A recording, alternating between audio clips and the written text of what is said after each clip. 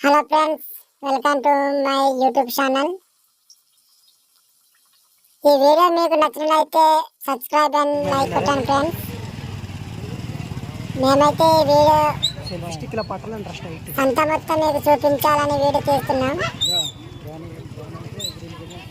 గత వారంలో లేనటువంటి వాతావరణం, ఈ సంక్రాంతి పండగ వాతావరణం. సోమవారపు అరుణాగర్ సంతోష్ భారీగా జనాలు తరలి వచ్చినారని చెప్పుకోవాలి.